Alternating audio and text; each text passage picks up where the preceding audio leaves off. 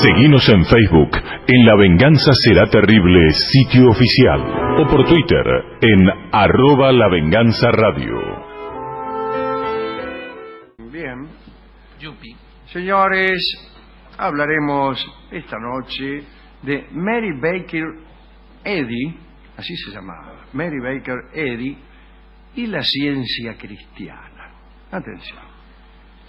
Mary Baker vivió en los Estados Unidos durante buena parte del siglo XIX y fundó una secta famosa, dotada de liturgia, incluso de una promesa de salvación y amenizada por convenientes apariciones y visiones. La secta, que todavía existe hoy, se llamó Iglesia de la Ciencia Cristiana. Para algunos, Mary Baker fue una santa. En opinión de los médicos de aquellos tiempos, fue un caso patológico grave. Dijeron eso no porque se encontraran con un delirio místico, sino porque Mary Baker atacó con sus creencias el saber médico y sus tratamientos. Un momento. Hablando de médicos... Tome el jarabe. Ahí está. Mary nació en 1821 en Boston y era la menor de 7 hermanos. Se cuenta que bastaba con dirigirle una palabra más o menos dura para que reaccionara histéricamente y se retorciera por el susto. Bien. Mary era capaz de provocar deliberadamente esos ataques, todas las veces que le daba la gana. Alguien le decía algo, la tipa decía, pues bien, ahora para que vean, voy a provocarme un ataque. Durante mucho tiempo la familia, preocupada, respetó el estado de Mary y aquellos ataques. Pero un día, un médico descubrió aquellos manejos histéricos y dijo que su salud era perfecta. Le aseguró a los padres que las convulsiones se producían por autosugestión de la tipa. Pero el diagnóstico no sirvió de mucho. Por espacio de largos años, Mary consiguió, mediante el empleo de su método, hacer su voluntad. A cada pedido negado, un ataque fenomenal. En la familia hubo bastante alegría cuando cierto hombre de negocios, un señor George Washington Glover, se casó con Mary. Este casamiento proporcionó a los Baker 2 años de felicidad, hasta que el pobre Glover murió de fiebre amarilla. Mary se quedó sola e inmediatamente después de la muerte de su marido volvió a la enfermedad, que se convirtió en una tortura para su entorno. Tanto gusto, encantado, le tomó a esta enfermedad, imaginaria por otra parte, que sus músculos terminaron por anquilosarse y su dolor era tal que visitó a un milagrero ambulante llamado Patterson. Bueno, aquí empieza la historia que yo quería contar. Empezaron los tratamientos de Patterson y Mary se enamoró de Patterson y se casó con él. Pero otra vez no tuvo suerte porque Patterson se incorporó al ejército ya durante la Guerra Civil Norteamericana y fue dado por muerto, puesto que nunca se supo más de él. Bien. Con gran entusiasmo, Mary se consagró de nuevo a sus convulsiones y sus familiares la llevaron hasta lo de otro médico milagrero. En realidad aquí es donde empieza. Este médico se llama Phineas Quimby. Parece ser que al consultorio iban los ciudadanos más ricos de los barrios más elegantes y dicen que la curó. Ahora bien, cuentan que Quimby había empezado a trabajar como relojero y un día presenció las demostraciones que ante el público hacía un mesmeriano. Mesmeriano refiriéndose a Anton Mesmer, aquel que curaba poniendo personas alrededor de un tacho en cuyo interior ponían un palito de fierro y se daban todos la mano y todo así. Bien. Había muchos mesmeristas en el siglo XIX, ¿no? Y Quimby abandonó sus relojes y empezó a desarrollar prácticas de curación que tenían que ver con la sugestión. Quimby tuvo que hacer mucho, o mejor dicho, no tuvo que hacer mucho ante Mary Baker, y bueno, se curó. Ahora bien, parece que allá por 1870, según dice nuestro cronista, que no es muy creyente en estas cosas, empezó el auge, él dice la estupidez, de la autoayuda y el voluntarismo clínico. Data de ese entonces, ¿no? Si quiero curarme, me curaré. La cuestión fue que Mary Baker quedó impresionada por su propia curación. Y dice, mira, este tipo me habló y me curé. Y después inventó una especie de ciencia de la sugestión y la vinculó al cristianismo. Y entonces, en vez de Quimby o de Mesmer, la sugestión debía ser bíblica. Ideó un caso inaugural. Mary dijo que, afectada por una herida en apariencia mortal, se curó milagrosamente después de haber meditado sobre el Evangelio de San Mateo, precisamente en el pasaje dedicado a la curación del paralítico. Muy bien. Con esa revelación, en 1875 publicó el libro Ciencia y Salud en la clave de las Escrituras.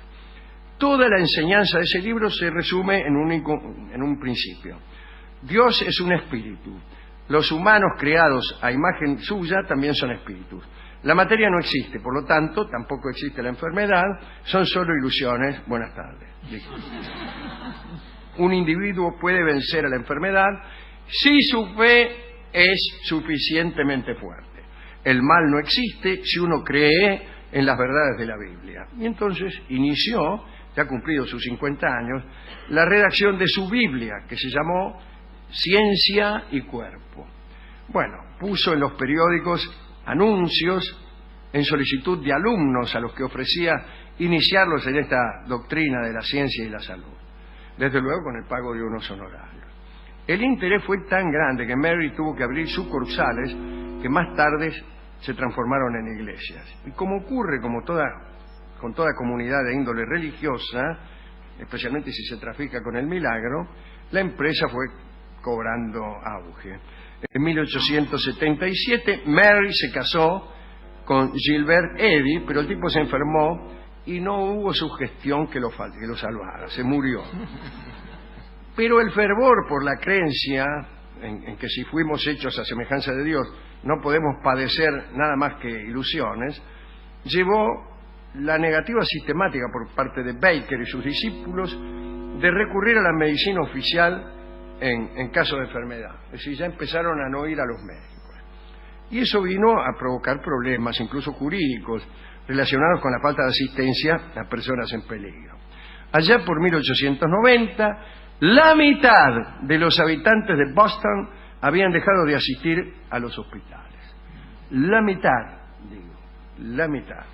Habían dejado de asistir a los hospitales y solo rezaban por su curación, palabras que les sugería Mary Baker.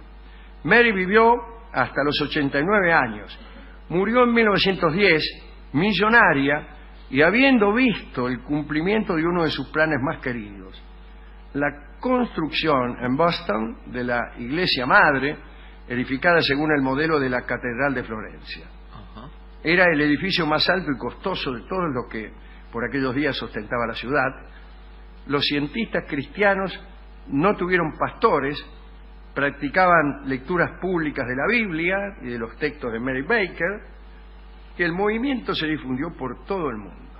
En los Estados Unidos, además del New York Times, solo hay un periódico que se vende en todos los estados, y este es el Monitor de Ciencia Cristiana. Sus editores se vanaglorian hoy en día de no herir a ningún hombre y de bendecirlos a todos, cual desde luego no está mal. Esto es lo que teníamos que contar sobre Mary Baker y la ciencia cristiana. Bueno, pobre Mary Baker, ninguno de sus maridos le duró. Se ve que no tenían fe, porque fueron muriendo uno tras otro como moscas. Pobre la familia de Mary Baker, que aguantaba todos los pichiruchi que le agarraban, ¿no? Esos mareos, esos ataques. Le agarraban solamente cuando se contrariaban sus deseos. Podríamos dedicarle esto también al amigo Sigmund Freud, que en lo que a histeria se refiere tuvo tanto que decir, ¿no? Y a su paciente, aquella, ¿cómo se llamaba? Dora, la paciente Dora. Bueno,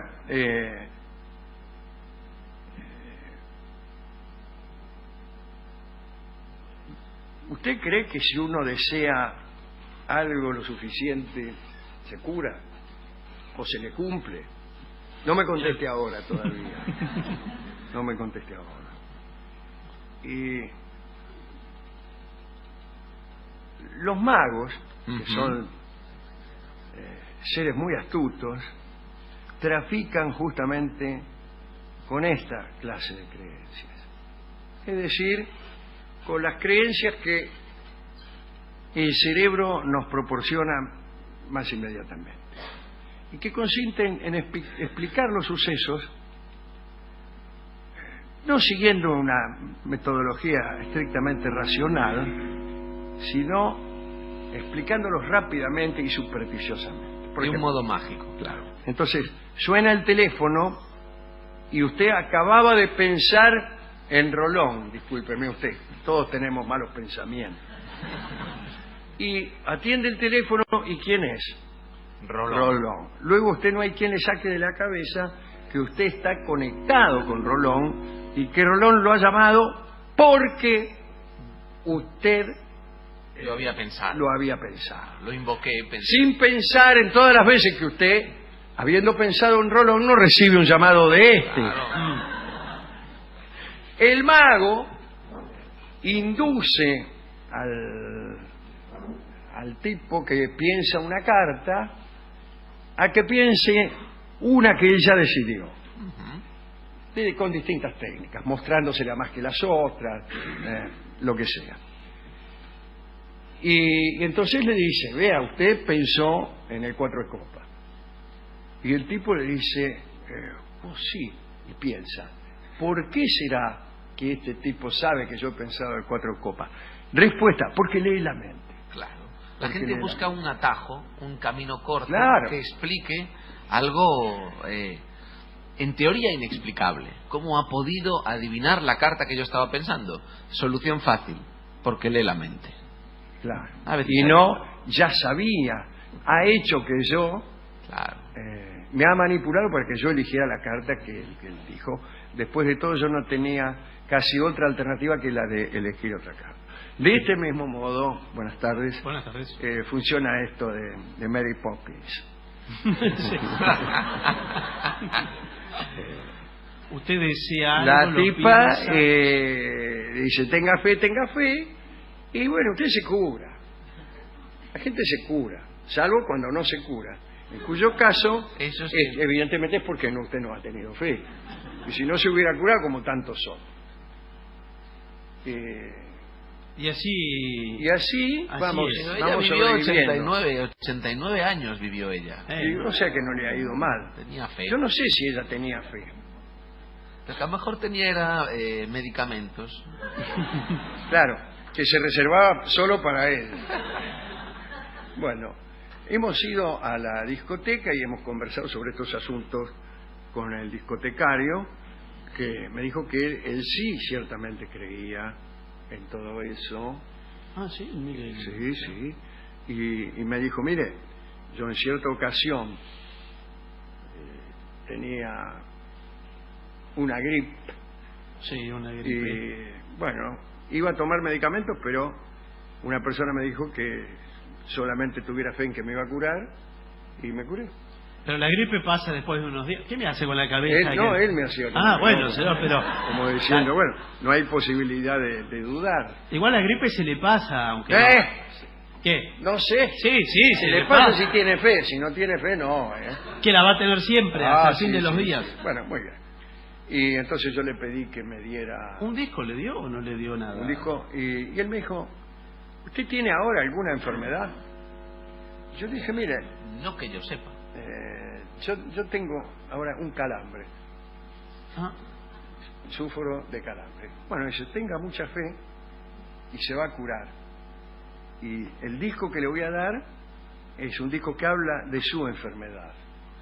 ¿Del calambre como enfermedad? El calambre como enfermedad. Y se llama calambre.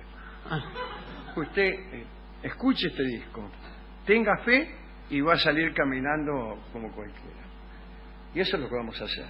Vamos a escuchar a Astor Piazzolla en el tango terapéutico que se llama Calambre.